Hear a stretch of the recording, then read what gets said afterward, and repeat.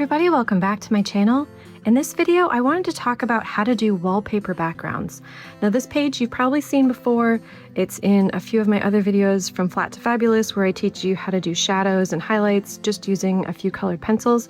And we're going to use the same page and we're actually going to create a wallpaper background to just help give this little area of the page a little extra something because it's kind of plain and boring. So as far as wallpapers, my favorite, you've probably seen it in a few of my examples that I've shared in previous videos and then also on my Instagram. I really like doing wallpaper backgrounds using colored pencils. And so this was actually one of the very first ones I ever did. So it's just an alcohol marker layer for the back and then just colored pencil to create a nice little vine effect. And then here's another one where I used it in a bathroom and just add a little extra something to this little hippo's bathroom. In this girl getaway book, I added it to this airplane just to make the inside of the airplane walls just look a little more soft and interesting. And then in this cozy home book, I added it to this bathroom wall. And then most recently, I put it in this Girl Moments 2 book and just added it to this background. Now these little lines you see here, that's from a water-based marker, and I did that intentionally. I do like the texture that it adds to walls, especially if it's supposed to look like wallpaper. I feel like it just makes it look a little bit more authentic without being too realistic. And then of course I just added my little leaves to the background. Now you can add whatever detail you want. I just really like using leaves, obviously, and so I've done it on a few of my pages. Really like the end result, so I'm going to teach you how to do this exact same thing on this book. So this is the Comfy Days coloring book by Coco Wayo, and our coloring buddy today is Doodle. He is a crayon box, super cute. So he's going to hang out with us over here and make sure that when I set my colored pencils down, they're not going to roll away. So to start with our background, what I've got here is a dried marker layer. This is just alcohol marker, one single color. And then I want to make sure that's completely dry. You never want to use colored pencils on top of marker layers that are still wet. And being that it's dry, I'm just going to start basically drawing some nice little squiggles that are vertical. I don't want anything horizontal because I've already got some horizontal stuff going on here. And I really want to add just sort of the impression of height and copy the height of this fridge, but with a nice little wallpaper. So the first color I'm going to use is this PC 103. And I'm just going to start drawing some lines. Now it's important to make sure that when you're drawing your lines that you don't line anything up with these edges of things vertically. Otherwise you'll create what's called a visual tangent, and we don't want to do that.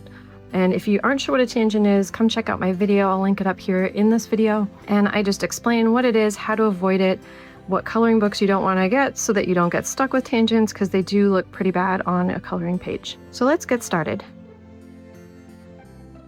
There's our first line. And I think for this one, I want to kind of copy the sway of this line, but as if it was a mirror image. So a mirrored image version of what's over here. Now it won't be exact because we do have obstacles in the way, and that's okay, but just we're gonna give the impression that the wallpaper kind of has a mirrored image thing going on. And I'm not putting the lines too close together because I need space for the little leaves that we're going to draw in later.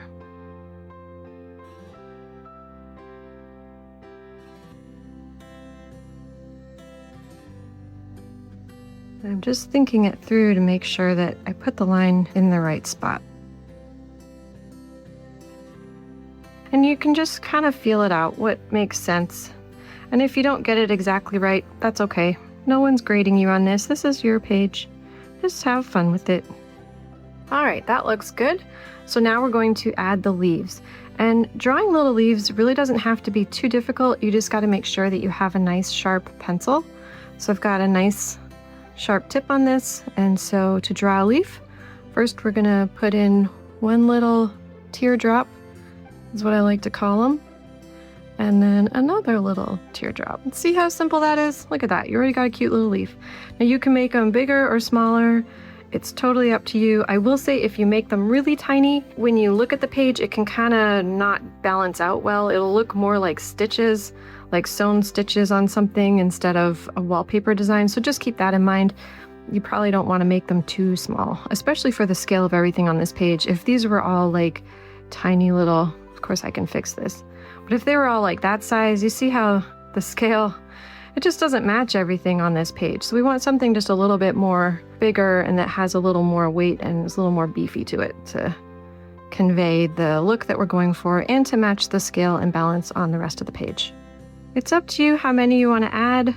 If you want to put them really close together, if you want to make them more long and skinny. This is your page, your world, so you get to decide those things.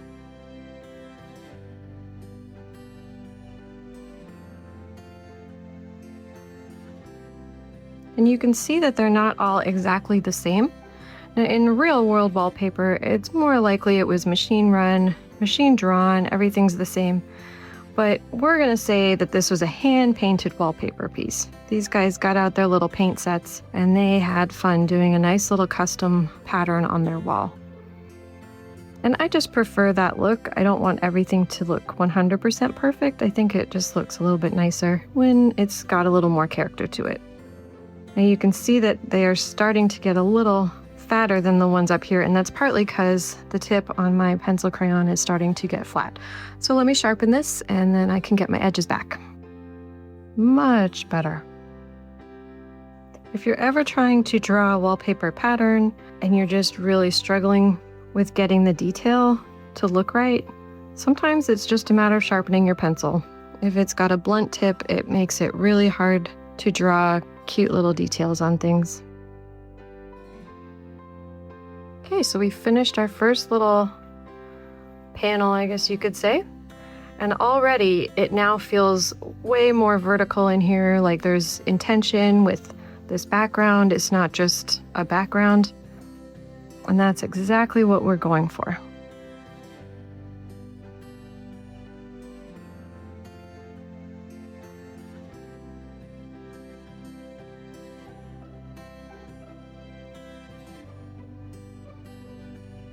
As far as how hard I'm pressing, probably the hardest I would press with a Prismacolor because I don't want any shadowing or anything like that. I just want this to be really intense pigment. I want it to look good. I want it to pop for this background. So, I mean, I'm not like holding the pencil crazy, but I would probably put a decent amount of pressure to make sure that the pigment lays down and that you get a nice clean look to your patterns.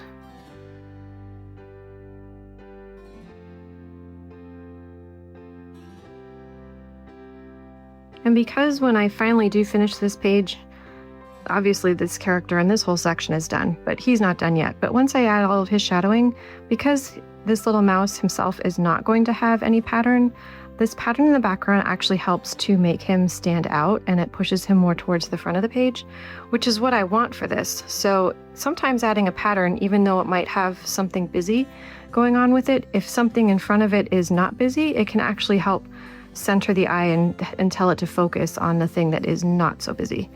So it all works in our favor. I think over here it just needs a little something, so I'm gonna add one more line there and add a few little petals.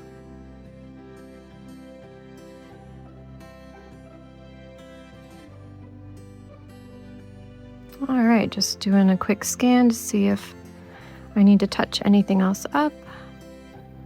I think it looks pretty good. I do want to fix this line. Sometimes these get a little faded when you're working with them, so I just want to touch these up and make sure that my line that goes vertically has enough pigment to make it stand out. Also, I see that some of my lines, the tip on my pencil crayon was a bit sharper than in other spots, so I'm just matching it.